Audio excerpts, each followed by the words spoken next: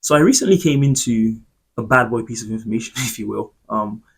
Someone put me into a very fantastic resource that allows me to gain access to Israeli newspaper Haaretz, which is the biggest newspaper in circulation in Israel, essentially like the New York Times, or for those in the UK, the Guardian newspaper, the equivalent in Israel. And what I wanted to show you guys is the honesty that this newspaper, which is in Israel, is able to talk about the Gaza war, Netanyahu, Iran, things that you can never find in Western newspapers. Now, I should remind those of you that don't know that Israel actually has military censorship.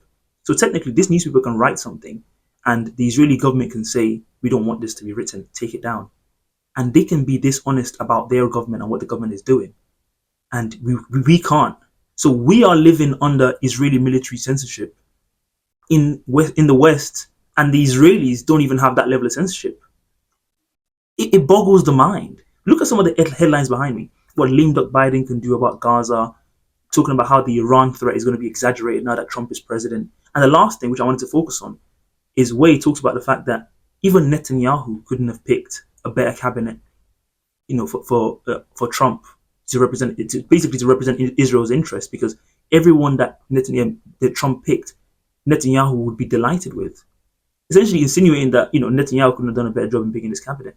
If the Guardian newspaper, if an opinion piece appeared in any Western newspaper saying that, you already know what the accusations are going to be.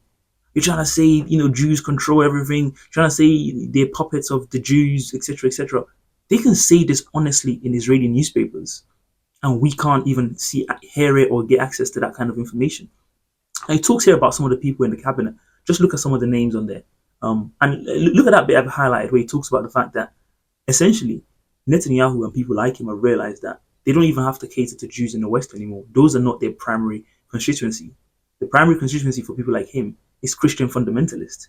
Essentially, people that believe that Israel has to be restored to its former glory so Jesus can come back. These are the people they're trying to appeal to. And so you can have people that can openly deny and say there's no such thing as a Palestinian. And these are people that are going to be welcomed into the cabinet. Have you seen any critique of Trump's cabinet? What's going to happen when Trump gets in January is that we're going to see Iran. Everything's going to be about Iran. They've already inflated the Iran threat to justify destroying Gaza. Now they're going to say Iran is such a threat that we have to do more sanctions, designate them as terrorists, all those kind of things we're going to see in the coming year. You heard it here first.